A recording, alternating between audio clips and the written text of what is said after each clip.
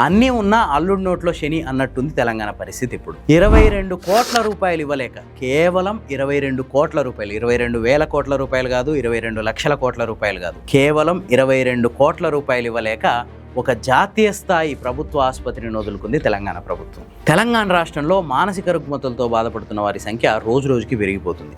మనకి తెలంగాణ మొత్తానికి కలిపి ఒకే ఒక్క మానసిక ఆరోగ్య హాస్పిటల్ ఉంది, అది హైదరాబాద్లోని ఎర్రగడ్డలో ఉంది. ఇది మన అందరికీ తెలిసిందే. ఈ నేపథ్యంలోనే రాష్ట్ర వైద్య విద్యాశాఖ డైరెక్టర్ ఆఫీస్ నుంచి కేంద్ర ప్రభుత్వానికి ఒక లెటర్ వెళ్ళింది. అదేంటంటే తెలంగాణలో ఉన్న ఈ ఒక్క హాస్పిటల్ ఇక్కడ అవసరాలను తీర్చలేకపోతుంది, అందుకే వరంగల్లో ఇంకొక హాస్పిటల్ని మాకు ఇవ్వండి, జాతీయ మానసిక ఆరోగ్య కార్యక్రమం అని ఒక కార్యక్రమం ఉంది కదా, దాని కింద ఇంకొక మానసిక వైద్యశాలని మంజూరు చేయండి అని చెప్పి కేంద్ర ప్రభుత్వానికి ఒక లేఖ రాశారు.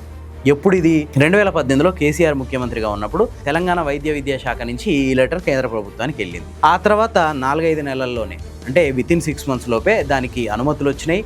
కేంద్ర ప్రభుత్వం కూడా వరంగల్లో ఒక మానసిక వైద్యశాలని మంజూరు చేసింది. అంతేకాదు 33 కోట్ల రూపాయల నిధుల్ని కూడా మంజూరు చేసింది. కాకపోతే దీనికోసం కేంద్ర ప్రభుత్వం ఒకే ఒక కండిషన్ పెట్టింది. అదేంటంటే 60% నిధులు కేంద్ర ప్రభుత్వం పెట్టుకుంటుంది, 40% నిధులు రాష్ట్ర ప్రభుత్వం భరించాలి అని చెప్పేసి అంది.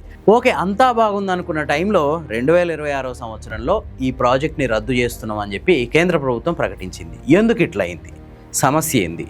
2018లో, అంటే దగ్గర 8 ఏళ్ల క్రితం మంజూరైన ప్రాజెక్టు నిధులు మంజూరయ్యి ఆల్మోస్ట్ ఈ పాటికి కంప్లీట్ అవ్వాలి. అట్లాంటి ప్రాజెక్ట్ని 8 ఏళ్ల తర్వాత రద్దు కావడం ఏంది?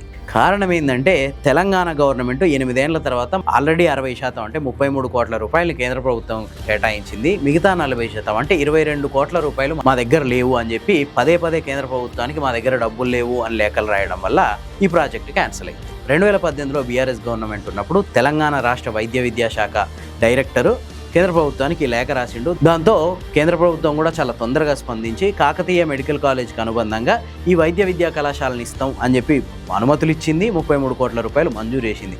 ఆ తర్వాత ఇమీడియట్గా ఒక 2-3 ఏళ్లలోనే అప్పుడున్న గవర్నమెంట్, బీఆర్ఎస్ గవర్నమెంట్, వరంగల్లోనే ఈ మానసిక వైద్య విద్యా కళాశాల కోసం ఒక 15 ఎకరాల భూమిని కేటాయించింది. అంతేకాదు 120 పడకలు ఈ హాస్పిటల్లో ఉండేలా, అట్లాగే పీజీ సీట్లు, ఎంఫిల్ సీట్లు ఇవన్నీ వచ్చేలా డిపిఆర్ కూడా సిద్ధం చేసింది. ఆ డిపిఆర్ని కేంద్ర ప్రభుత్వానికి పంపింది. అయితే ఈలోపు 2023 సంవత్సరం వచ్చింది. అంటే 4 ఏళ్ళు గడిచిపోయినాయి. ఈ భూమి అలొకేషన్కి, అట్లాగే ఈ డిపిఆర్ సిద్ధం చేసి కేంద్ర ప్రభుత్వానికి పంపించేసరికి 3.5-4 ఏళ్ళు గడిచిపోయినాయి. ఈలోపు ఎలక్షన్స్ వచ్చినాయి, గవర్నమెంట్ మారింది. గవర్నమెంట్ మారిన తర్వాత పరిస్థితి పూర్తిగా మారిపోయింది.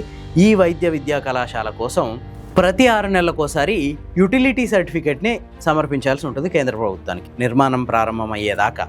కానీ ప్రతి 6 నెలలకోసారి ఇవ్వాల్సిన యుటిలిటీ సర్టిఫికేట్ని తెలంగాణ రాష్ట్ర ప్రభుత్వం పంపించలేదు కేంద్ర ప్రభుత్వానికి. కేంద్ర ప్రభుత్వమే స్వయంగా కల్పించుకొని పదే లేఖలు రాసి యుటిలిటీ సర్టిఫికేట్ని పంపించండి అని అడిగినా కూడా యుటిలిటీ సర్టిఫికేట్ పంపలేదు. 1-2 సార్లు యుటిలిటీ సర్టిఫికేట్లు పంపినా కూడా దాంట్లో ఎన్ని నిధులు కేటాయిస్తున్నాం అని చెప్పకుండా జీరో అలొకేషన్, అంటే మేము నిధులు కేటాయించలేకపోతున్నాం అని చెప్పి ఆ యుటిలిటీ సర్టిఫికేట్లో మెన్షన్ చేసింది.